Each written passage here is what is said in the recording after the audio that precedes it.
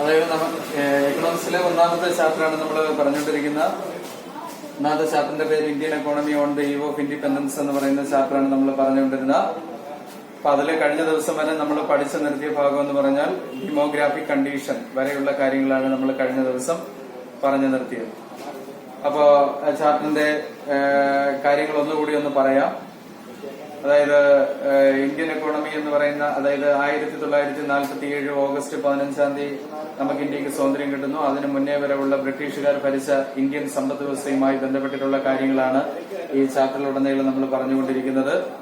അതിലാദ്യമായിട്ട് നമ്മൾ പറഞ്ഞത് ഇന്ത്യയിൽ ബ്രിട്ടീഷുകാരെ ഭരിക്കുമ്പോൾ 2 ഒബ്ജക്റ്റീവ്സുകളാണ് ബ്രിട്ടീഷുകാർക്കുണ്ടായിരുന്നത്.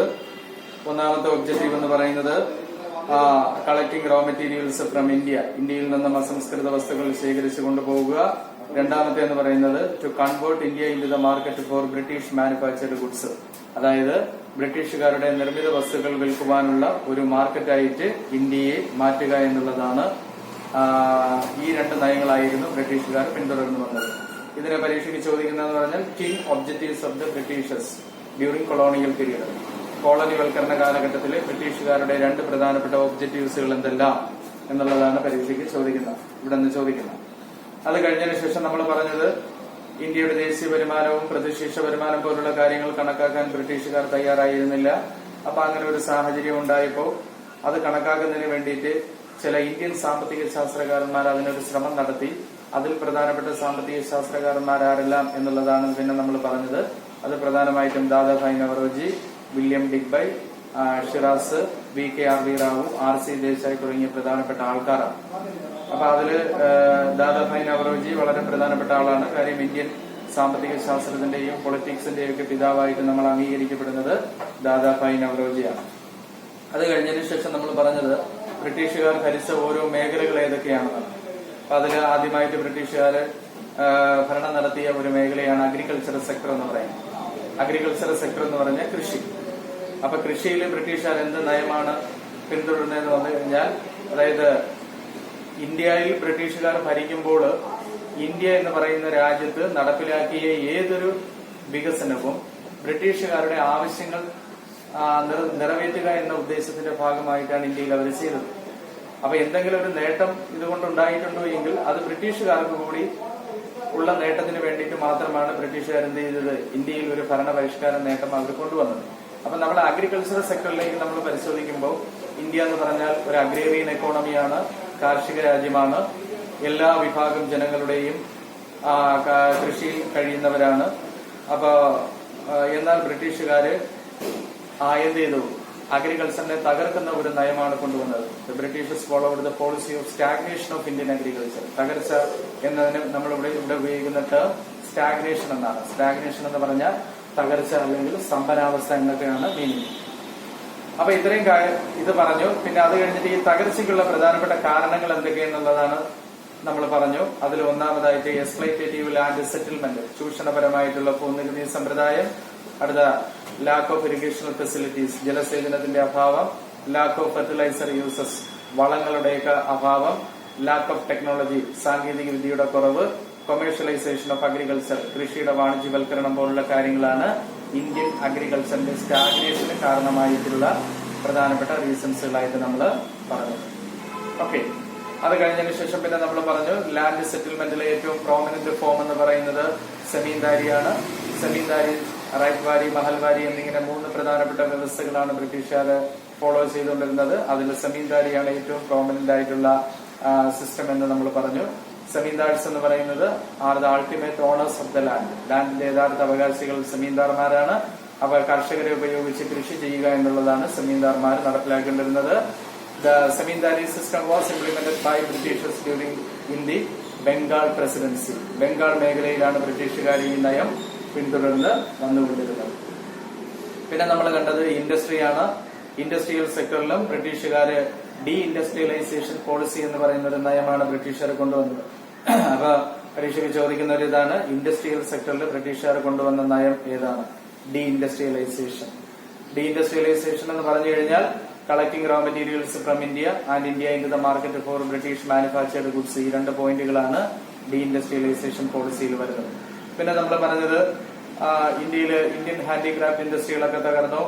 ഇന്ത്യയിലെ ഇൻഡസ്ട്രിയൽ പ്രോഗ്രസുകളെല്ലാം തന്നെ വളരെ പിന്നോക്കമായ ഒരു അവസ്ഥയിലായിരുന്നു. പിന്നെ മോഡേൺ ഇൻഡസ്ട്രീസുകളൊക്കെ, അതായത് 19th സെഞ്ചുറിയിൽ മോഡേൺ ഇൻഡസ്ട്രീസുകളൊക്കെ ഇന്ത്യയിൽ ഡെവലപ്പ് ചെയ്യാൻ തുടങ്ങി. അതുപോലുള്ള മറ്റ് കുറെ കാര്യങ്ങൾ നമ്മൾ അവിടെ പറഞ്ഞു. അത് കഴിഞ്ഞിട്ട് കോട്ടൺ ജൂട്ട് ഇൻഡസ്ട്രീസിന്റെ വ്യാപനം, മഹാരാഷ്ട്ര, ഗുജറാത്ത് പോലുള്ള മേഖലകളിലൊക്കെയാണ് കോട്ടൺ ജൂട്ട് ഇൻഡസ്ട്രീസ് പോലുള്ള വ്യവസായങ്ങൾ ഡെവലപ്പ് ചെയ്തത്. പിന്നെ നമ്മൾ പറഞ്ഞു ഇന്ത്യൻ ഇൻഡസ്ട്രിയുടെ ഏറ്റവും പ്രധാനപ്പെട്ട ഒരു സംഭവമായിട്ട് നമ്മൾ വിശേഷിപ്പിക്കപ്പെടുന്നത് 1907 ഇൻഡസ്ട്രി, അതായത് Tata iron and steel company, അതായത് ഇരുമ്പുരുക്കുശാല 1907, അതായത് ബീഹാറിലെ ജംഷഡ്പൂർ എന്ന് പറയുന്ന പ്രദേശത്ത് ജംഷഡ്ഡി ടാറ്റ എന്നറിയപ്പെടുന്ന ഒരാളിന്റെ നേതൃത്വത്തിൽ സ്ഥാപിക്കപ്പെട്ടിട്ടുള്ള ടിസ്കോ എന്നറിയപ്പെടുന്ന വ്യവസായമാണ് ഇന്ത്യൻ ഇൻഡസ്ട്രിയുടെ ലാൻഡ് മാർക്കായിട്ട്, അല്ലെങ്കിൽ ഏറ്റവും പ്രധാനപ്പെട്ട ഒരു വഴിത്തിരിവായി നമ്മൾ വിശേഷിപ്പിച്ച ഒരു സംഭവം. പിന്നെ നമ്മൾ അവിടെ പറഞ്ഞതെന്ന് പറഞ്ഞാൽ ക്യാപിറ്റൽ ഗുഡ് ഇൻഡസ്ട്രീസുകളൊന്നും തന്നെ ഇന്ത്യയിൽ വളരെ വ്യാപകമായ രീതിയിൽ ഉണ്ടായിരുന്നില്ല. കാരണം ക്യാപിറ്റൽ ഗുഡ് ഇൻഡസ്ട്രീസിന് ഒരുപാട് പൈസ ആവശ്യമാണ്. അപ്പൊ ആ പൈസയൊക്കെ ബ്രിട്ടീഷുകാർ ഇന്ത്യയിൽ മുടക്കണം. അപ്പൊ അതിനു വേണ്ടിയിട്ട് ഒരു ക്യാപിറ്റൽ ഇൻഡസ്ട്രീസ് ഇന്ത്യയിൽ സെറ്റപ്പ് ചെയ്യുന്നതിനുള്ള ശ്രമമൊന്നും ബ്രിട്ടീഷുകാർ നടത്തിയിരുന്നില്ല. അങ്ങനെ വന്നപ്പോഴത്തേക്കും നമ്മുടെ ഇൻഡസ്ട്രിയൽ സെക്ടറിൽ നിന്നുള്ള GDP-യിലേക്കുള്ള കോൺട്രിബ്യൂഷൻ വളരെ കുറഞ്ഞു. അപ്പൊ ഇൻഡസ്ട്രിയൽ സെക്ടറൊക്കെ വളരെ മോശമായ ഒരു അവസ്ഥയിലേക്ക് പോകുന്ന ഒരു സാഹചര്യം നമ്മൾ കണ്ടു. അത് കഴിഞ്ഞ് നമ്മൾ പറഞ്ഞത് ഫോറിൻ ട്രേഡ് ആണ്, വിദേശ വ്യാപാരമാണ്. ആ വിദേശ വ്യാപാരത്തിൽ നമ്മൾ പറഞ്ഞ കാര്യം എന്ന് പറഞ്ഞാൽ ഇന്ത്യ എങ്ങനെയുള്ള രാജ്യമാണ്, ട്രേഡിന് പേര് കേട്ടിട്ടുള്ള രാജ്യമാണ്. അപ്പൊ ഇന്ത്യ ട്രേഡിന് വളരെ പേര് കേട്ടിട്ടുള്ള രാജ്യമാണ്. പണ്ട് മുതൽക്കേ തന്നെ ഇന്ത്യയിലെ കരകൗശല വ്യവസായങ്ങളും മറ്റുമൊക്കെ ലോകത്ത് വളരെയേറെ ശ്രദ്ധിക്കപ്പെട്ടിട്ടുള്ള ഒന്നാണ്. അപ്പൊ ബ്രിട്ടീഷുകാരെന്ത് ചെയ്തു?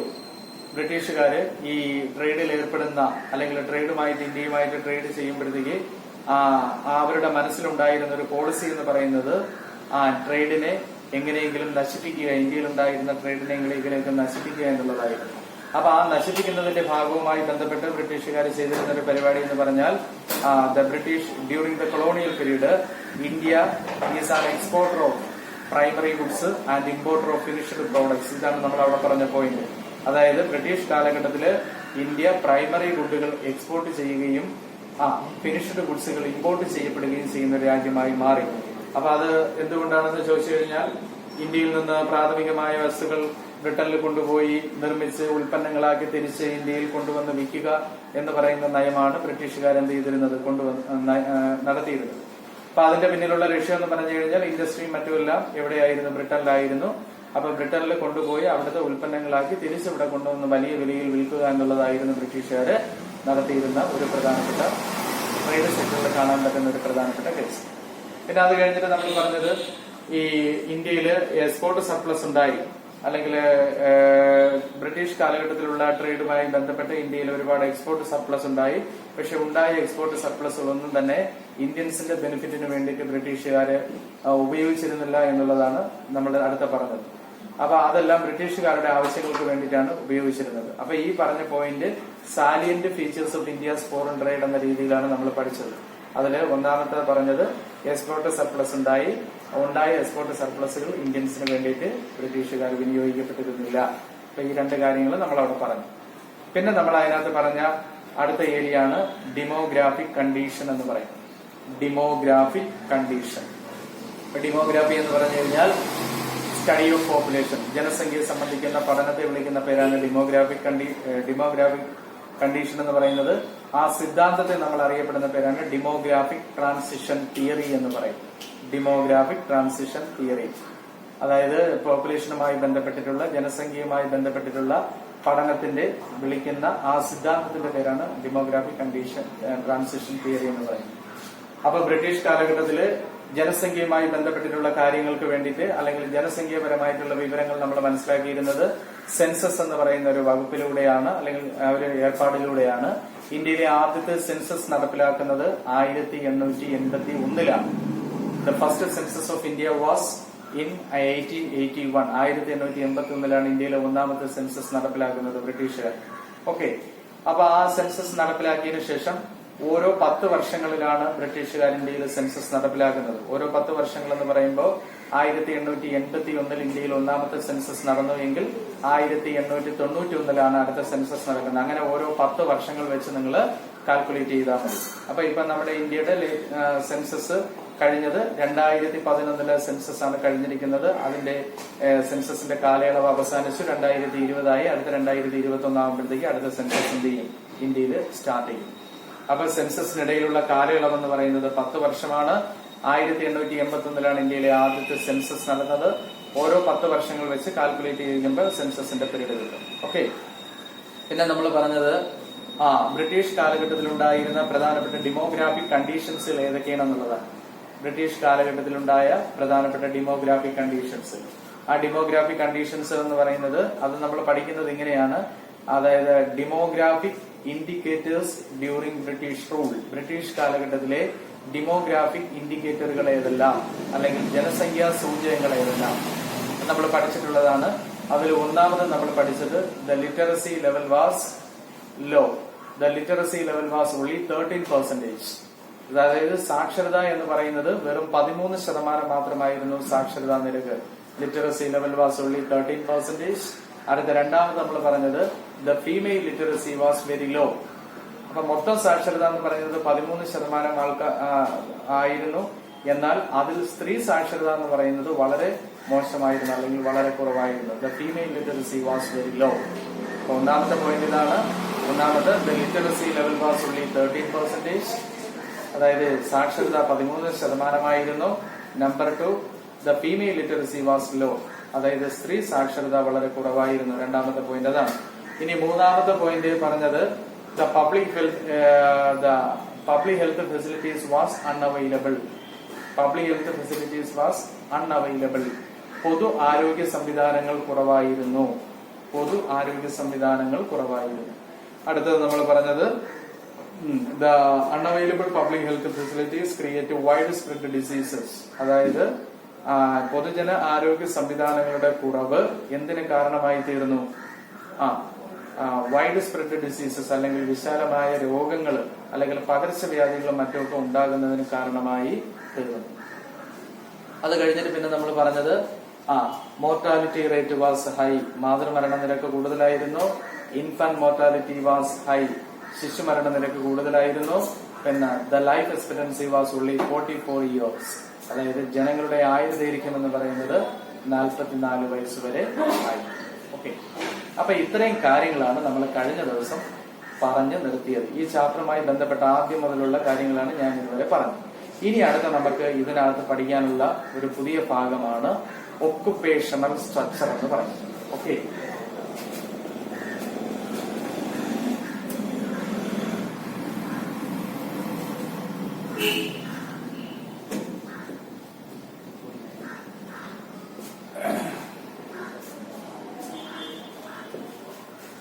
Occupational structure.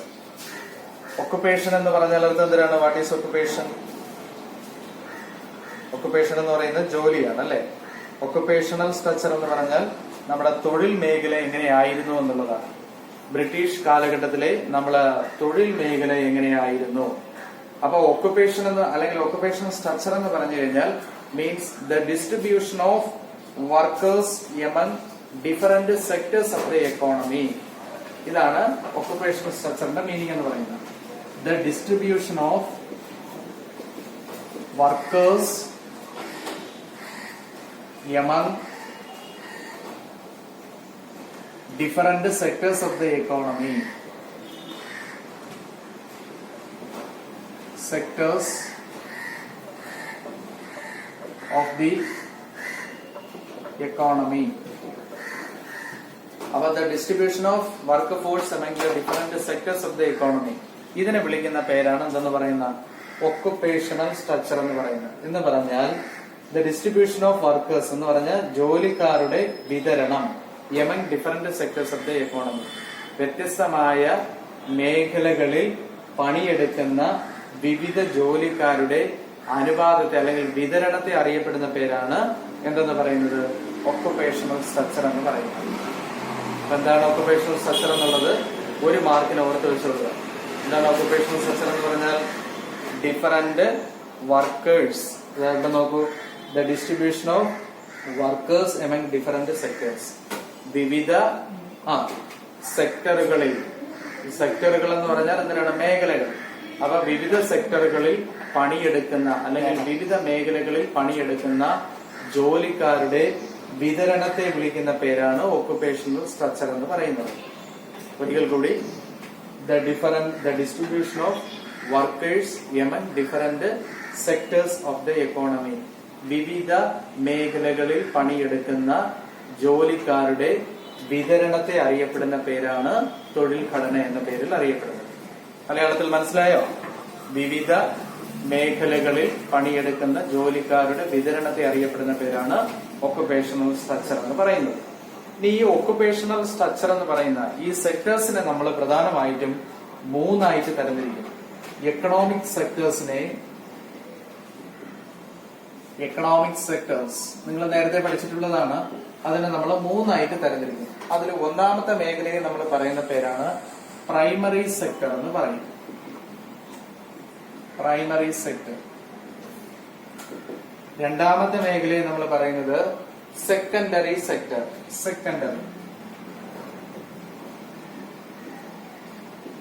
Secondary sector. മൂന്നാമത്തെ മേഖലയെ ടെറിഷറി സെക്ടർ. ഓക്കെ, പിടികിട്ടിയോ? അപ്പൊ എന്താണ് പറഞ്ഞത്? ഒക്കുപേഷണൽ സ്ട്രക്ചർ എന്ന് പറഞ്ഞാൽ the distribution of workers among different sectors of the economy. വ്യത്യസ്തമായ മേഖലകളിൽ പണിയെടുക്കുന്ന ആൾക്കാരുടെ വിതരണത്തെ അറിയപ്പെടുന്ന പേരാണ് തൊഴിൽ ഘടന എന്ന പേരിൽ അറിയപ്പെടുന്നത്. ഇനി ഈ തൊഴിൽ ഘടന അനുസരിച്ച് നമ്മുടെ സാമ്പത്തിക മേഖലകളെ എത്രയായിട്ട് തരംതിരിച്ചിരിക്കുന്നു? മൂന്നായിട്ട് തരംതിരിച്ചിരിക്കുന്നു. അപ്പൊ on the basis of economic sectors അല്ലെങ്കിൽ on the basis of the distribution of workers the economic sectors can be divided into 3. അതായത് വിവിധ മേഖലകളിൽ പണിയെടുക്കുന്ന ആൾക്കാരുടെ വിതരണത്തിനനുസരിച്ച് സാമ്പത്തിക മേഖലയെ എത്രയായിട്ട് തരംതിരിച്ചിരിക്കുന്നു? മൂന്നായിട്ട് തരംതിരിച്ചിരിക്കുന്നു. അതിൽ ഒന്നാമത്തെ പേരാണ് പ്രൈമറി സെക്ടർ എന്ന് പറയും. അഥവാ നമ്മൾ അതിന് പറയുന്ന പേര് പ്രാഥമിക മേഖല എന്ന് പറയും. രണ്ടാമത്തെ പേരാണ് സെക്കൻഡറി സെക്ടർ, അതായത് ദ്വിതീയ മേഖല എന്ന് പറയും. മൂന്നാമത്തതാണ് ടെറിഷറി സെക്ടർ അഥവാ തൃതീയ മേഖല എന്ന് നമ്മൾ പറയും. ഇനി എന്താണെന്നുള്ളതാണ് നമുക്ക് നോക്കാനുള്ളത്. പ്രൈമറി സെക്ടർ എന്ന് പറയുമ്പോൾ ആ സെക്ടറിനെ നമ്മൾ പറയുന്ന പേര് അഗ്രികൾച്ചർ സെക്ടർ അഥവാ കാർഷിക മേഖല എന്ന് പറയും. പ്രൈമറി സെക്ടർ അല്ലെങ്കിൽ അഗ്രികൾച്ചർ സെക്ടർ. അപ്പൊ കൂടുതൽ ആൾക്കാരും ഏത് മേഖലയിൽ പണിയെടുക്കുന്ന അല്ലെങ്കിൽ ഏത് മേഖലയിൽ പണിയെടുക്കുന്ന ആൾക്കാരെയാണ് നമ്മൾ പ്രൈമറി സെക്ടർ എന്ന് പറയുന്ന അഗ്രികൾച്ചർ സെക്ടർ. അതായത് കൃഷിയും അതിനോടനുബന്ധമായ മറ്റു പ്രവൃത്തികളും. അതിനോടനുബന്ധമായ പ്രവൃത്തികൾ എന്ന് പറയുമ്പോൾ അഗ്രികൾച്ചർ ആൻഡ് അലൈഡ് ആക്ടിവിറ്റീസ് എന്നാണ് നമ്മളിവിടെ പറയുന്നത്. Allied activities, ALLIED. Allied activities എന്ന് പറയുന്നത് ഫിഷിംഗ് ആവാം, മൈനിങ് ആവാം, കോറിയിങ് ആവാം, അനിമൽ ഹസ്ബൻഡറി ആവാം. ഫിഷിംഗ് എന്തിനാണ്? മീൻപിടുത്തം, മത്സ്യബന്ധനം. ഫിഷിംഗ് ആവാം, മൈനിങ് ഖനനം, കോറിയിങ് പാറ പൊട്ടിക്കൽ, പിന്നെ അനിമൽ ഹസ്ബൻഡറി മൃഗസംരക്ഷണ പരിപാലനം. അതുപോലുള്ള മേഖലകളിൽ പണിയെടുക്കുന്ന ആൾക്കാരെല്ലാം ഏത് മേഖലയിൽ വരും? പ്രൈമറി സെക്ടറിനകത്ത് വരും. മനസ്സിലാവുന്നുണ്ടോ? അപ്പൊ ഏതൊക്കെയാണ് പ്രൈമറി സെക്ടറിനകത്ത് വരുന്ന കാര്യങ്ങള്? മത്സ്യബന്ധനം അല്ലെങ്കിൽ ഫിഷിംഗ് വരാം, മൈനിങ് അതായത് ഖനനം വരാം, കോറിയിങ് പാറ പൊട്ടിക്കൽ അതുപോലുള്ള കാര്യങ്ങൾ വരാം, പിന്നെ അനിമൽ ഹസ്ബൻഡറി അല്ലെങ്കിൽ മൃഗസംരക്ഷണ പരിപാലനം പോലുള്ള കാര്യങ്ങൾ അതിനകത്ത് വരാം. അപ്പൊ അതാണ് പ്രൈമറി സെക്ടർ എന്ന് പറയുന്നത്. ആ പ്രൈമറി സെക്ടറിനെ അറിയപ്പെടുന്ന വേറൊരു പേരാണ് അഗ്രികൾച്ചർ സെക്ടർ എന്ന് പറയും, കാർഷിക മേഖല എന്ന് പറയും. അപ്പൊ ഇതിനകത്ത് പണിയെടുക്കുന്ന ആൾക്കാർ. അടുത്ത രണ്ടാമത്തെ പറയുന്ന പേരാണ് സെക്കൻഡറി സെക്ടർ എന്ന് പറയും. സെക്കൻഡറി സെക്ടർ എന്ന് പറഞ്ഞാൽ ഇതിനെ നമ്മൾ പറയുന്ന പേരാണ് മാനുഫാക്ചറിംഗ് സെക്ടർ അഥവാ ഇൻഡസ്ട്രിയൽ സെക്ടർ എന്ന് പറയും. മാനുഫാക്ചറിംഗ് എന്നോ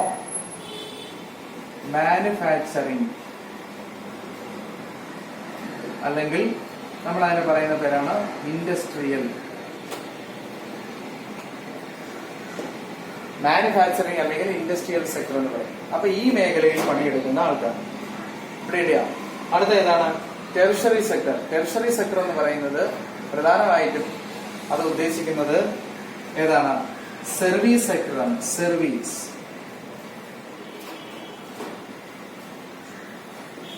ടെറിഷറി എന്ന് പറഞ്ഞു കഴിഞ്ഞാൽ അത് സർവീസ് സെക്ടർ. സർവീസ് സെക്ടർ എന്ന് പറയുന്നത് സേവന മേഖല. ഉദാഹരണമായിട്ട് നമുക്ക് പറഞ്ഞ നമ്മളെ ബാങ്കിങ്, ഇൻഷുറൻസ്, ട്രാൻസ്പോർട്ട്, കമ്മ്യൂണിക്കേഷൻ പോലുള്ള സ്ഥലങ്ങളെല്ലാം അല്ലെങ്കിൽ ആ മേഖലകളെല്ലാം ഏതിന് ഉദാഹരണമാണ്? ടെർഷറി സെക്ടറിന് ഉദാഹരണമാണ്. ബാങ്കിങ്, കമ്മ്യൂണിക്കേഷൻ, പിന്നെ ട്രാൻസ്പോർട്ട് എന്ന് പറഞ്ഞാൽ ഗതാഗതം, വാർത്താവിനിമയ സംവിധാനങ്ങള്, അതുപോലുള്ള സംവിധാനങ്ങളെല്ലാം ഏതിന് ഉദാഹരണമാണ്? ടെർഷറി സെക്ടർ, സേവന മേഖല. പിടികിട്ടിയോ? അപ്പൊ ഇതാണ് എക്കണോമിക് സെക്ടേഴ്സുകൾ എന്ന് പറയുന്നത്. ഇപ്പൊ എക്കണോമിക് സെക്ടറുകൾ എന്ന് പറഞ്ഞാൽ 3 ഉണ്ട്. അതില് പ്രൈമറി, സെക്കൻഡറി, ടെറിഷറി. പ്രൈമറി എന്ന് പറഞ്ഞാൽ പ്രാഥമിക മേഖല, അതിനെ മറ്റൊരു പേരിലൂടെ അറിയപ്പെടും അഗ്രികൾച്ചർ അഥവാ കാർഷിക മേഖല. ദെൻ സെക്കൻഡറി സെക്ടർ എന്ന് പറയുമ്പോഴത്തേക്ക് പ്രധാനമായിട്ടും അതിനെ അറിയപ്പെടുന്ന പേരാണ് മാനുഫാക്ചറിങ് അഥവാ ഇൻഡസ്ട്രിയൽ സെക്ടർ. അതായത് മനുഷ്യനിർമ്മിതമായിട്ടുള്ള കാര്യങ്ങൾ ചെയ്യുന്നത്, ഉൽപാദനപരമായിട്ടുള്ള മേഖലകളാണ് ഇതിനകത്ത് വരുന്നത്. അടുത്ത മൂന്നാമത്തെ എന്ന് പറയുന്നത് ഏതാണ്? Tertiary sector. ടെറിഷറി സെക്ടറിൽ service sector, banking, insurance, transport and communication. Banking, insurance, transport and communication ഇതുപോലുള്ള കാര്യങ്ങളാണ് ഏതിനകത്ത് വരുന്നത്? ടെറിഷറി സെക്ടറിനകത്ത് വരുന്നത്. ഇനി നമുക്ക് ഇതിൽ എത്ര പേരായിരുന്നു ബ്രിട്ടീഷ് കാലഘട്ടത്തിൽ ജോലി ചെയ്തിരുന്നത് എന്നുള്ളതാണ് അടുത്തത് നമുക്ക് മനസ്സിലാക്കാനുള്ളത്. ഈ ഓരോ മേഖലയിലും ബ്രിട്ടീഷുകാർ എത്രത്തോളം ആൾക്കാരാണ് മേഖലയിൽ പണിയെടുത്തിരുന്നത് ഡ്യൂറിംഗ് കൊളോണിയൽ പീരീഡ്. അതിൽ പ്രൈമറി സെക്ടറിൽ 70 to 75% of peoples work in primary sector during colonial period. അതായത് 70 മുതൽ 75% ആൾക്കാർ വരെ പണിയെടുത്തിരുന്ന മേഖലയാണ് ഏതെന്ന് പറയുന്നത്? പ്രൈമറി സെക്ടർ എന്ന് പറയുന്നത്. ഈ ഫിഗർ വളരെ ഇമ്പോർട്ടന്റ് ആണ്, ഇത് നോട്ട് ചെയ്ത് വെച്ചോണ്ട്. പരീക്ഷയ്ക്ക് ഒരുപാട് തവണ ചോദിച്ചിട്ടുള്ളതാണ് ഈ ഫിഗർ. ഓക്കെ. അതുപോലെ തന്നെ ഡിസ്ട്രിബ്യൂഷൻ ഓഫ് വർക്ക് ഫോഴ്സിന്റെ ആ മീനിങ്ങും 1 മാർക്കിന് പരീക്ഷയ്ക്ക് ചോദിച്ചിട്ടുള്ളതാണ്, അത് ഇമ്പോർട്ടന്റ് ആണ്. അപ്പൊ ഇതില് 70 മുതൽ 75% ആൾക്കാർ ബ്രിട്ടീഷ് കാലഘട്ടത്തില് പ്രൈമറി സെക്ടർ അഥവാ പ്രാഥമിക മേഖലയിൽ പണിയെടുത്തിരുന്നു. ഇനി അടുത്ത സെക്കൻഡറി സെക്ടറിൽ എന്ന് പറഞ്ഞാൽ only 10% ആൾക്കാരാണ് സെക്കൻഡറി സെക്ടറിൽ പണിയെടുത്തിരുന്നത്. ഓക്കെ. ഇനി ടെറിഷറി സെക്ടറിനകത്ത് 15% മുതൽ 20% ആൾക്കാർ വരെയാണ് സെക്കൻഡറി സെക്ടറിൽ ടെറിഷറി സെക്ടറിൽ എന്ത് ചെയ്തിരുന്നത്? പണിയെടുത്തിരുന്നത്. അപ്പൊ ഈ ഡിസ്ട്രിബ്യൂഷൻ പാറ്റേൺ കറക്റ്റ് പരീക്ഷയ്ക്ക് ചോദിക്കും, വളരെ ഇമ്പോർട്ടന്റ് ആണ്. അപ്പൊ പ്രൈമറി സെക്ടറിൽ ബ്രിട്ടീഷ് കാലഘട്ടത്തില് 70 മുതൽ 75% ആൾക്കാർ വരെ ജോലി ചെയ്തിരുന്നു. അപ്പൊ നമുക്കറിയാം ഇന്ത്യ എന്ന് പറഞ്ഞാൽ ഒരു കാർഷിക രാജ്യമാണ്. India was predominantly an agrarian economy during colonial period. Most of the peoples who depends upon agriculture directly or indirectly എന്നൊക്കെ നമ്മൾ നേരത്തെ പഠിച്ചിട്ടുണ്ട്. കാര്യം ഇന്ത്യ ഒരു കാർഷിക രാജ്യമാണ്. ഒട്ടനേകം ജനങ്ങളും കാർഷിക മേഖലയിലാണ് പണിയെടുക്കുന്നത്. അപ്പൊ അങ്ങനെ വരുമ്പോഴത്തേക്ക് സ്വാഭാവികമായിട്ടും ആ മേഖലയിൽ പണിയെടുക്കുന്ന ആൾക്കാരുടെ എണ്ണം എന്ത് ചെയ്യും? സ്വാഭാവികമായിട്ടും വർദ്ധിക്കും. അത് എത്ര മുതൽ എത്ര വരെ ഉണ്ടായിരുന്നു? 70 മുതൽ 75% ആൾക്കാർ വരെ ആ മേഖലയിലാണ് പണിയെടുക്കുന്നത്.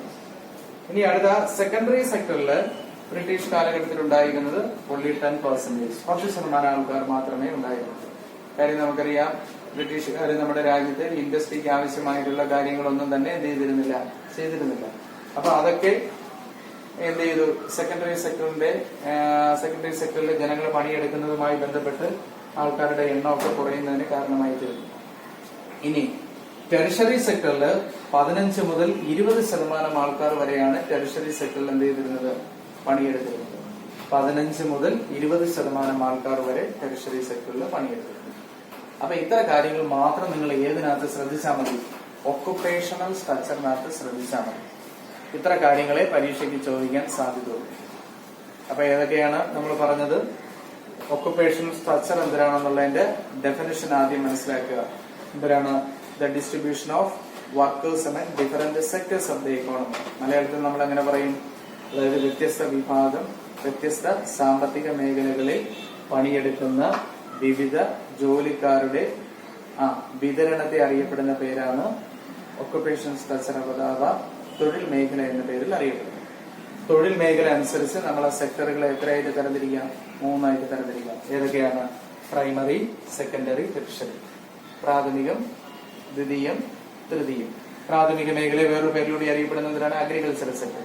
ഇനി ബ്രിട്ടീഷ് കാലഘട്ടത്തിൽ എത്ര ശതമാനം ആൾക്കാരാണ് ഇതിൽ വർക്ക് ചെയ്തിരുന്നത്?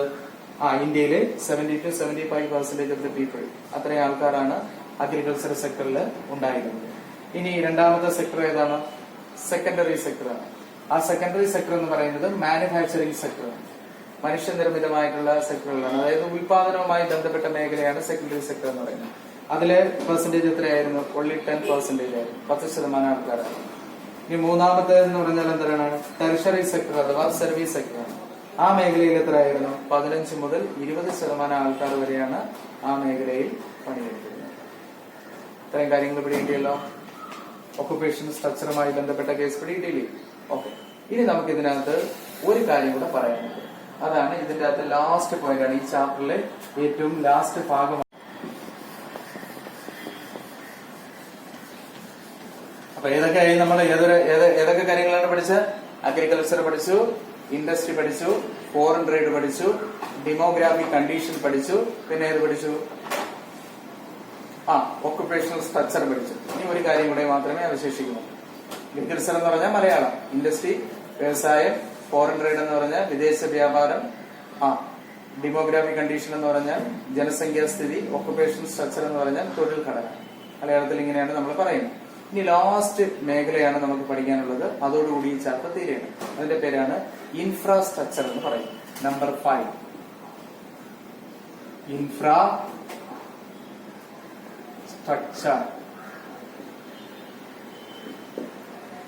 പ്രൈമറി, അതായത് agriculture, industry, foreign trade, demographic condition. Okay, number 5 അല്ല, നമ്പർ 6 ആണ് ഇൻഫ്രാസ്ട്രക്ചർ.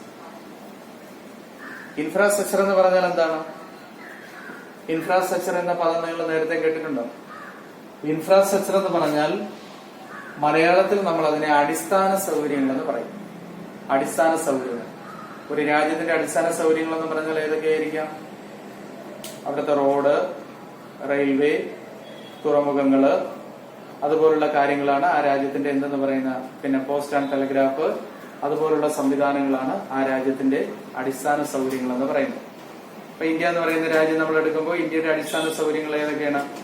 ഇപ്പൊ നമ്മളെ റോഡ് സിസ്റ്റം, അല്ലെങ്കിൽ നമ്മളെ റോഡുകള്, ഗതാഗതങ്ങള്, നമ്മളെ ട്രാൻസ്പോർട്ട്, നമ്മളെ കമ്മ്യൂണിക്കേഷൻസ്, അതുപോലുള്ള എല്ലാ കാര്യങ്ങളും നമ്മൾ അടിസ്ഥാന സൗകര്യങ്ങളായിട്ട് പറയുന്നതാണ് അല്ലെങ്കിൽ പരിഗണിക്കുന്നതാണ്. ശരിയല്ലേ? അപ്പൊ ഇതുപോലുള്ള അടിസ്ഥാന സൗകര്യങ്ങൾ എന്തിനു വേണ്ടിയിട്ടാണ്? ഇങ്ങനെയുള്ള അടിസ്ഥാന സൗകര്യങ്ങൾ ഒരു രാജ്യത്തിന് എന്തിനു വേണ്ടിയിട്ടാണ്? ആ രാജ്യത്തിന്റെ ഡെവലപ്മെന്റിന് വേണ്ടിയിട്ടാണ് ഈ അടിസ്ഥാന സൗകര്യങ്ങൾ. റോഡില്ലാതെ നമുക്ക്, അല്ലെങ്കിൽ റോഡ് ഉണ്ടെങ്കിൽ നമ്മളെ ഗതാഗത മാർഗങ്ങൾ വളരെ എളുപ്പമാവും. അതുപോലെ തന്നെ റെയിൽവേ സംവിധാനങ്ങൾ, റോഡ് ചെയ്യാൻ പറ്റാത്ത സ്ഥലങ്ങളിലൊക്കെ നമ്മൾ റെയിൽവേ സംവിധാനങ്ങളിലൂടെയൊക്കെ എന്ത് ചെയ്യുന്നു? ഇതുപോലുള്ള കാര്യങ്ങൾ ചെയ്യുന്നു. പിന്നെ പോർട്ടുണ്ട്. പോർട്ട് എന്തിനാണ്? തുറമുഖങ്ങൾ, ഹാർബറുകള്, അതും തുറമുഖങ്ങളെയാണ്. അപ്പൊ അതുപോലുള്ള സംവിധാനങ്ങളൊക്കെയാണ് ഒരു രാജ്യത്തിന്റെ അടിസ്ഥാന സൗകര്യങ്ങൾ എന്ന് പറയുന്നത്. ഇംഗ്ലീഷിൽ നമ്മൾ അതിനെ പറയുന്ന പേരാണ് ഇൻഫ്രാസ്ട്രക്ചർ എന്ന് പറയും.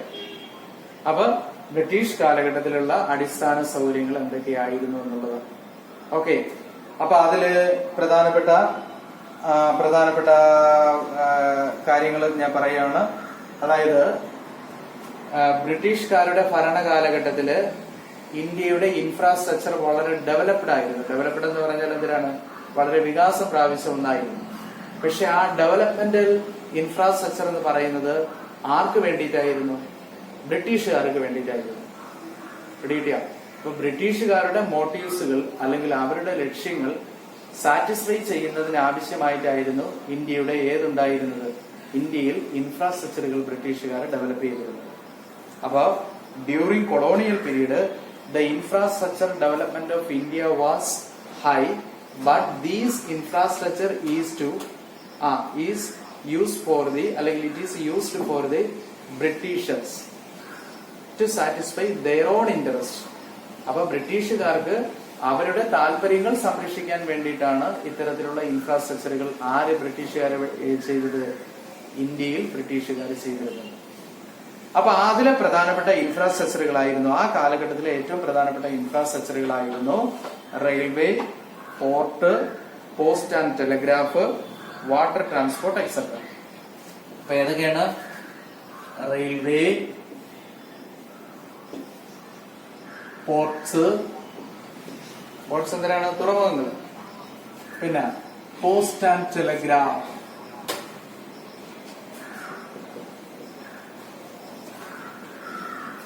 കമ്പിത്തപാൽ എന്ന് നമ്മൾ പറയും. പോസ്റ്റ് ആൻഡ് ടെലിഗ്രാഫ്, പിന്നെ ഏത് ടെലിഗ്രാഫ്, വാട്ടർ ട്രാൻസ്പോർട്ട്.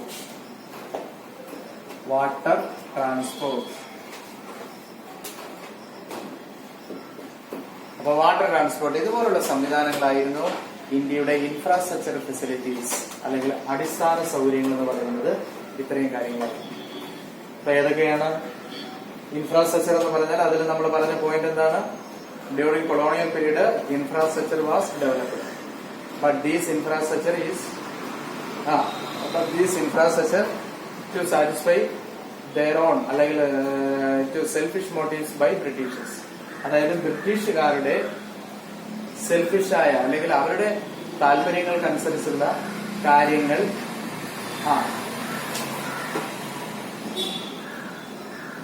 അപ്പൊ ബ്രിട്ടീഷുകാരുടെ താല്പര്യങ്ങൾക്കനുസരിച്ചുള്ള ഇൻഫ്രാസ്ട്രക്ചറുകൾ അവരുടെ താല്പര്യത്തിനനുസരിച്ചായിരുന്നു ഇൻഫ്രാസ്ട്രക്ചറുകൾ സെറ്റ് ചെയ്തിരുന്നത്.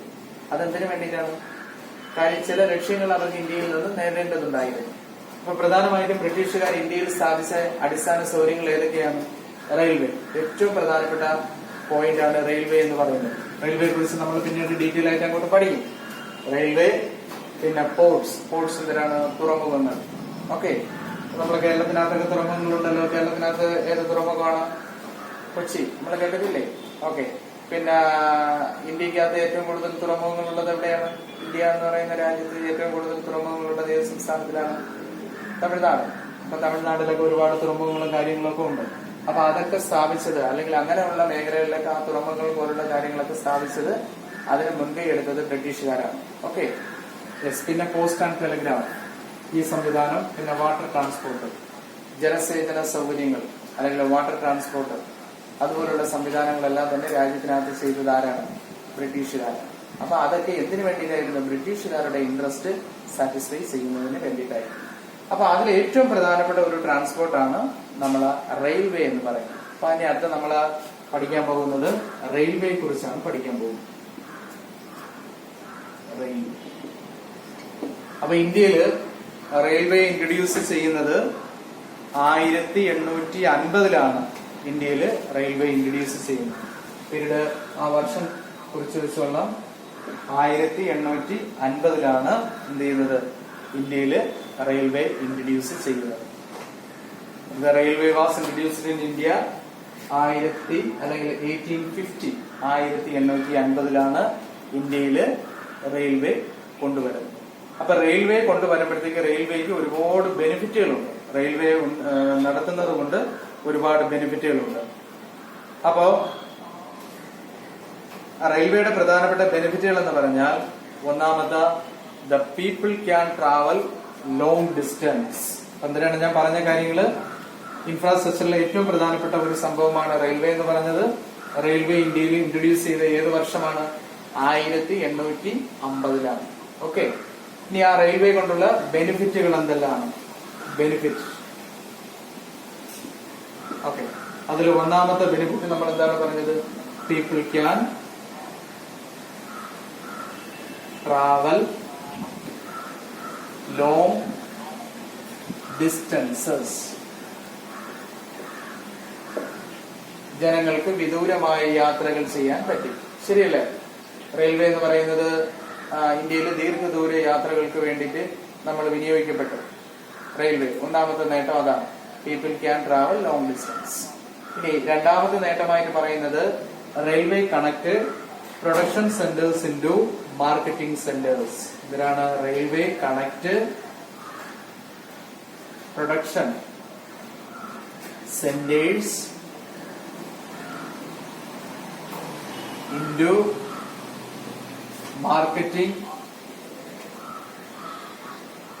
Marketing centres. അപ്പൊ റെയിൽവേ എന്ന് പറയുന്നത് കണക്ട് ചെയ്യുക എന്ന് പറഞ്ഞാൽ ബന്ധപ്പെടുത്തുന്നു. എന്തിനൊക്കെയാണ് ബന്ധപ്പെടുത്തുന്നത്? ദാറ്റ് ഈസ് പ്രൊഡക്ഷൻ സെന്റേഴ്സ്, ഉൽപാദന മേഖലകളെ എന്താണ്? മാർക്കറ്റിംഗ് സെന്റേഴ്സ്, വിപണന കേന്ദ്രങ്ങളുമായി ബന്ധപ്പെടുത്തി. അപ്പൊ ഉൽപാദന മേഖലകളെ അല്ലെങ്കിൽ ഉൽപാദന പ്രവർത്തനങ്ങൾ നടക്കുന്ന ആ മേഖലകളിൽ നിന്നും മാർക്കറ്റിംഗ് ഏരിയാസ് അല്ലെങ്കിൽ വിപണന മേഖലകളിലേക്ക് റെയിൽവേ എന്ത് ചെയ്തു? ഉൽപ്പന്നങ്ങളെ കണക്ട് ചെയ്തു. അതൊരു വലിയ നേട്ടമാണ്. കാര്യം എന്ന് പറഞ്ഞാൽ നമ്മൾ ആ റോഡ് ട്രാൻസ്പോർട്ട് സിസ്റ്റം വഴി നമുക്ക് യാത്ര ചെയ്ത് എത്താൻ പറ്റാത്ത സ്ഥലങ്ങളിലെല്ലാം റെയിൽവേ ഇൻട്രൊഡ്യൂസ് ചെയ്തപ്പോഴത്തേക്ക് എന്ത് ചെയ്തു, ആ മേഖലകളിലൊക്കെ റെയിൽവേ എന്ത് ചെയ്തു, റെയിൽവേ ഡെവലപ്മെന്റ് ഉണ്ടായപ്പോഴത്തേക്ക് അവിടെ നിന്നെല്ലാം ഉൽപ്പന്നങ്ങൾ കൊണ്ടുവന്ന് മാർക്കറ്റിൽ കൊണ്ടുവന്ന് നമുക്ക് വിൽക്കാൻ സാധിച്ചു. അതൊരു പക്ഷേ ലാൻഡ് ട്രാൻസ്പോർട്ടിലൂടെയൊന്നും നമുക്ക് എന്ത് ചെയ്യാൻ പറ്റില്ല, വാഹന ഗതാഗതത്തിലൂടെയൊന്നും നമുക്ക് ചിലപ്പോൾ ചെയ്യാൻ പറ്റുമായിരുന്ന കാര്യങ്ങളല്ലായിരുന്നു. അപ്പൊ ആ സ്ഥലങ്ങളിലൊക്കെ ബ്രിട്ടീഷുകാർ റെയിൽവേ കൊണ്ടുവന്നിട്ട് അവിടെ നിന്ന് ഉൽപ്പന്നങ്ങൾ മാർക്കറ്റിലേക്ക് എത്തിച്ച് വിൽക്കുന്ന ഒരു സമ്പ്രദായം കൊണ്ടുവന്നു. അപ്പൊ അതാണ് പറഞ്ഞിരിക്കുന്നത് railway connect production centres into marketing centres. Okay, ഇനി അടുത്തത് പറയുന്നത് the railway led to the commercialisation of agriculture. മൂന്നാം, railway led to the commercialization of agriculture. Commercialization of agriculture. നമ്മൾ നേരത്തെ ഒരു കൊമേഴ്ഷ്യലൈസേഷൻ ഓഫ് അഗ്രികൾച്ചർ പഠിച്ചിട്ടുണ്ട്. കൃഷിയുടെ വാണിജ്യവൽക്കരണം നമ്മൾ നേരത്തെ പഠിച്ചിട്ടുണ്ട്. അതെന്തിനാണ് നമ്മൾ പഠിച്ചത്? അതായത് the large Indian farmers turn food crop into cash crop. ഇന്ത്യയിലെ വലിയൊരു വിഭാഗം കർഷകർ ഫുഡ് ക്രോപ്പിൽ നിന്നും ക്യാഷ് ക്രോപ്പിലേക്ക് മാറിയതിനെ പറയുന്ന പേരാണ് കൊമേഴ്ഷ്യലൈസേഷൻ എന്ന് പറയുന്നത്. അപ്പൊ ഇവിടെ നമ്മൾ കണ്ടതിനാണ് railway led to the commercialization of agriculture. കൃഷിയെ വാണിജ്യവൽക്കരിക്കുന്നതിൽ റെയിൽവേ ഒരു പ്രധാനപ്പെട്ട ഘടകമായി. വാണിജ്യവൽക്കരിക്കുക എന്ന് പറഞ്ഞു കഴിഞ്ഞാൽ അർത്ഥത്തിലാണ് പ്രൊഡക്ഷൻ സെന്റേഴ്സിൽ നിന്ന് മാർക്കറ്റിംഗ് സെന്റേഴ്സുകളിലേക്ക് അഗ്രികൾച്ചറൽ പ്രോഡക്റ്റുകളെ അല്ലെങ്കിൽ കാർഷിക ഉൽപ്പന്നങ്ങളെ എന്ത് ചെയ്യണം, എത്തിക്കണം. എത്തിച്ചാൽ മാത്രമേ കൃഷി എന്ത് ചെയ്യാൻ പറ്റൂ, കൊമേഴ്ഷ്യലൈസേഷൻ നടത്താൻ പറ്റും, അല്ലെങ്കിൽ വാണിജ്യവൽക്കരിക്കാൻ സാധിക്കത്തുള്ളൂ. അപ്പൊ ഇത്രയും കാര്യങ്ങളാണ് റെയിൽവേയിലൂടെ നമുക്ക് എന്ത് ചെയ്തത്, നേട്ടം ഉണ്ടായത്. രണ്ടാമത്തെ point, railway connect production centres into marketing centres. Railway connect production centres into marketing centres. അപ്പൊ ഒന്നുകൂടെ പറയാം, ഇൻഫ്രാസ്ട്രക്ചർ എന്ന് പറയുന്ന പോയിന്റ് ഒന്നുകൂടെ ഞാൻ പറയാം. അപ്പൊ ഇൻഫ്രാസ്ട്രക്ചറിന്റെ മലയാളം അടിസ്ഥാന സൗകര്യങ്ങൾ എന്നാണ്. ഇംഗ്ലീഷിൽ നമ്മൾ അതിനെ ഇൻഫ്രാസ്ട്രക്ചർ എന്നോ അല്ലെങ്കിൽ ബേസിക് ഫെസിലിറ്റീസ് എന്നോ പറയാം. ബേസിക് ഫെസിലിറ്റീസിന് പകരമായി ഉപയോഗിക്കുന്ന ഒരു ടേമാണ് ഇൻഫ്രാസ്ട്രക്ചർ. അത് തന്നെ കൂടുതൽ പഠിക്കുക, ആ ടേം തന്നെ പഠിക്കുക. കുറച്ചുകൂടെ സിംപ്ലിസൈസ് ചെയ്ത് പറയുമ്പോഴത്തേക്കാണ് ബേസിക് ഫെസിലിറ്റീസ് എന്ന് നമ്മൾ പറയുന്നത്, അടിസ്ഥാന സൗകര്യങ്ങൾ എന്ന് പറയുന്നത്. അപ്പൊ അടിസ്ഥാന സൗകര്യങ്ങൾ, പിന്നെ ഈ അടിസ്ഥാന സൗകര്യങ്ങളുടെ ഒരു നേച്ചർ എന്തരായിരുന്നു ചോദിച്ചാൽ, ആ അടിസ്ഥാന സൗകര്യങ്ങളെല്ലാം തന്നെ ഇന്ത്യയിൽ വളരെ ഡെവലപ്പ് ആയിരുന്നു. പക്ഷെ ആ ഡെവലപ്പ് ആയ അടിസ്ഥാന സൗകര്യങ്ങളെല്ലാം തന്നെ ബ്രിട്ടീഷുകാരുടെ മോട്ടീവ്സിന് വേണ്ടിയിട്ടുള്ളതാണ്, ബ്രിട്ടീഷുകാരുടെ ലക്ഷ്യങ്ങൾക്ക് വേണ്ടിയിട്ട് ഉള്ളതാണ്. ഓക്കെ, ഇനി ഇന്ത്യയിലെ പ്രധാനപ്പെട്ട അടിസ്ഥാന സൗകര്യങ്ങളാണ് ഏതെല്ലാം? Railway, ports, post and telegraph, water transport etcetera. British കാലഘട്ടത്തിൽ ഉണ്ടായിരുന്ന പ്രധാനപ്പെട്ട അടിസ്ഥാന സൗകര്യങ്ങളാണ് നമ്മൾ കൂടുതൽ പറയേണ്ടത്. ഇന്ന് കാണുന്ന അടിസ്ഥാന സൗകര്യങ്ങളായ എനർജി, ഹെൽത്ത് അതുപോലുള്ള കാര്യങ്ങളൊന്നും അല്ല പറയുന്നത്. ബ്രിട്ടീഷ് കാലഘട്ടത്തിൽ ഇന്ത്യയിൽ ഉണ്ടായിരുന്ന അടിസ്ഥാന സൗകര്യങ്ങൾ അതൊക്കെയാണ് railway, ports, post and telegraph, water transport etcetera. Okay, yes. അത് കഴിഞ്ഞതിന് ശേഷം പിന്നെ നമ്മൾ പറഞ്ഞത് ആ റെയിൽവേയിലെ അല്ലെങ്കിൽ ആ ഇൻഫ്രാസ്ട്രക്ചറിൽ ഏറ്റവും പ്രധാനപ്പെട്ട ഇൻഫ്രാസ്ട്രക്ചർ ആയിരുന്നു എന്ന് പറയുന്നത് റെയിൽവേ. മനസ്സിലായല്ലോ? The Britishers introduced railway in India in the year 1850. 1850 ബ്രിട്ടീഷുകാർ ഇന്ത്യയിൽ എന്ത് ചെയ്തത്? റെയിൽവേ ഇൻട്രൊഡ്യൂസ് ചെയ്തത്. ഇനി ആ റെയിൽവേക്ക് ഒരുപാട് ബെനിഫിറ്റുകളുണ്ട്. ആ ബെനിഫിറ്റുകൾ എന്ന് പറഞ്ഞു കഴിഞ്ഞാൽ എന്തൊക്കെയാണ് ബെനിഫിറ്റുകൾ? പിന്നീട് ഇന്ത്യക്കാർക്ക് ബെനിഫിറ്റായി തീർന്നെങ്കിലും അന്നത്തെ ബെനിഫിറ്റ് എന്ന് പറയുന്നത് ബ്രിട്ടീഷുകാർക്ക് കൂടി വേണ്ടിയിട്ടുള്ള ബെനിഫിറ്റ് ആയിരുന്നു. അതിന് വേണ്ടിയിട്ടാണ് അവരിതെല്ലാം സ്ഥാപിച്ചത്. അപ്പൊ ആ ബെനിഫിറ്റുകൾ എന്തൊക്കെയാണ്? ഒന്നാമത്തെ benefit, people can travel long distances. അതായത് ജനങ്ങൾക്ക് വിദൂരമായിട്ട് യാത്രകളൊക്കെ സാധ്യമായി.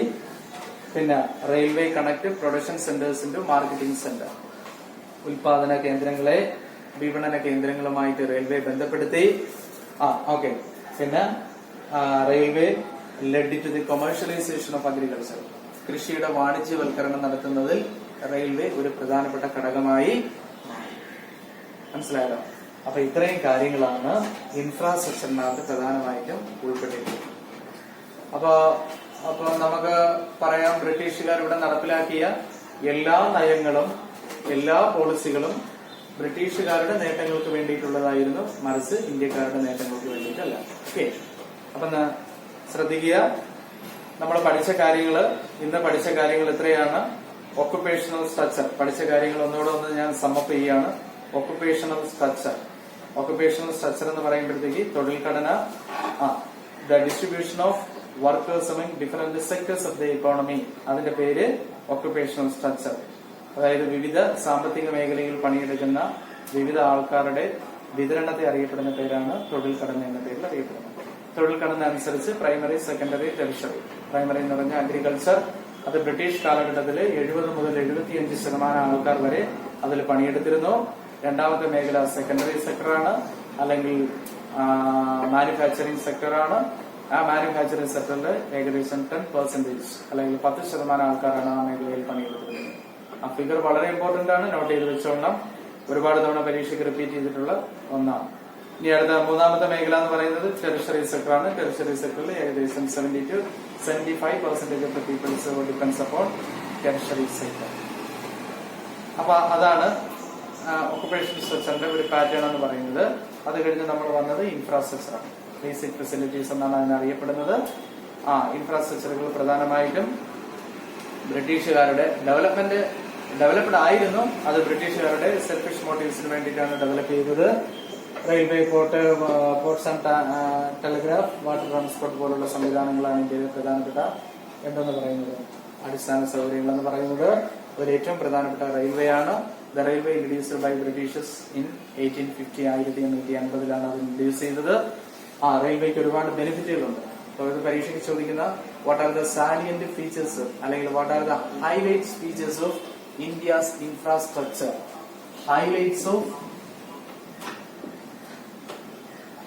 Highlights of infrastructure.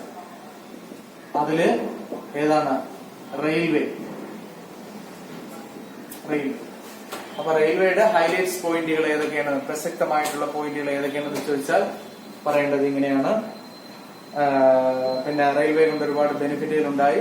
ആ ബെനിഫിറ്റുകൾ എന്ന് പറയുന്നത് people can travel long distance, railway connected production centres and marketing centres, railway led to the commercialisation of agriculture. Okay, കിട്ടിയോ? ഇത്രയും കാര്യങ്ങൾ മനസ്സിലായല്ലോ. അപ്പൊ അത്രയും വരെ ഉള്ള കാര്യങ്ങളാണ് ഒന്നാമത്തെ ചാപ്റ്ററിനകത്ത് ഉൾപ്പെട്ടിരിക്കുന്നത്. നമുക്ക് ഒന്നാമത്തെ ചാപ്റ്റർ തീർന്നു. നേരത്തെയുള്ള കാര്യങ്ങൾ ഞാൻ നേരത്തെ പറഞ്ഞു. അപ്പൊ അതില് ഈ ചാപ്റ്ററിൽ പ്രധാനമായിട്ടും ശ്രദ്ധിക്കേണ്ട കാര്യങ്ങൾ അതാണ്. ബ്രിട്ടീഷുകാരുടെ 2 ഒബ്ജക്റ്റീവ്സുകൾ. ഇന്ത്യയുടെ ദേശീയ വരുമാനം കണക്കാക്കിയ ആൾക്കാരല്ല. ബ്രിട്ടീഷുകാർ ഇന്ത്യയിൽ ഭരിച്ച ആദ്യത്തെ അഗ്രികൾച്ചർ സെക്ടറിൽ ഇന്ത്യൻ അഗ്രികൾച്ചറിന്റെ സ്റ്റാഗ്നേഷനുള്ള തകർച്ചയ്ക്കുള്ള കാരണങ്ങൾ അത് നന്നായിട്ട് പഠിച്ചോളാം. അടുത്ത ഇൻഡസ്ട്രിയിൽ പ്രധാനമായിട്ടും ഇന്ത്യയുടെ ലാൻഡ് മാർക്ക് എന്ന് വിശേഷിപ്പിക്കപ്പെടുന്ന സംഭവം ടാറ്റ ആൻഡ് സ്റ്റീൽ കമ്പനി, അത് നന്നായിട്ട് പഠിച്ചോണം. ക്യാപിറ്റൽ ഗുഡ് ഇൻഡസ്ട്രീസ് ഇന്ത്യയിൽ ഡെവലപ്പ് ചെയ്തിരുന്നില്ല. അതിനുള്ള റീസൺ എന്താണ്? കാര്യം അതിന് ഒരുപാട് പൈസ ആവശ്യമാണ്. അങ്ങനെയുള്ള കാര്യങ്ങൾ. പിന്നെ അത് കഴിഞ്ഞ് ഫോറിൻ ട്രേഡ് പഠിക്കുമ്പോൾ ഫോറിൻ ട്രേഡിൽ ഏറ്റവും പ്രധാനമായിട്ടും പഠിക്കേണ്ടത് salient features of India's foreign trade. അപ്പൊ ഇന്ത്യയിൽ എക്സ്പോർട്ട് സർപ്ലസ് ഉണ്ടായ എക്സ്പോർട്ട് സർപ്ലസിലൊന്നും തന്നെ ഇന്ത്യക്കാർക്ക് വേണ്ടി വിനിയോഗിക്കപ്പെട്ടിരുന്നില്ല. ഇത്രയും പോയിന്റുകൾ അതിൽ പഠിക്കുക. അത് കഴിഞ്ഞതിന് ശേഷം പിന്നെ നമ്മൾ പറഞ്ഞത് ഡെമോഗ്രാഫിക് കണ്ടീഷനാണ്. ഡെമോഗ്രാഫിക് കണ്ടീഷനിൽ ഇന്ത്യയുടെ ഒന്നാമത്തെ സെൻസസ് എന്നാണ് നടപ്പിലാക്കിയത്. പിന്നെ സെൻസസുമായി ബന്ധപ്പെട്ടിട്ടുള്ള പ്രധാനപ്പെട്ട what are the demographic indicators അല്ലെങ്കിൽ salient features of the demographic indicators during British rule. British ഭരണകാലത്തിലെ പ്രധാനപ്പെട്ട ഡെമോഗ്രാഫിക് ഇൻഡിക്കേറ്ററുകൾ. ആ ലിറ്ററസി ലെവലൊക്കെ പറഞ്ഞ പോയിന്റ് ഉണ്ടല്ലോ. Literacy level was 13%, female literacy was low, public health facilities was unavailable, large public health facilities create widespread diseases, infant mortality rate was high, the lifespan expectancy was only 44 years. അതെല്ലാം നോക്കി വെച്ചോണം. പിന്നെ അത് കഴിഞ്ഞ് occupation structure, infrastructure അത് നമ്മൾ explain ചെയ്തിട്ടുണ്ട്. Okay.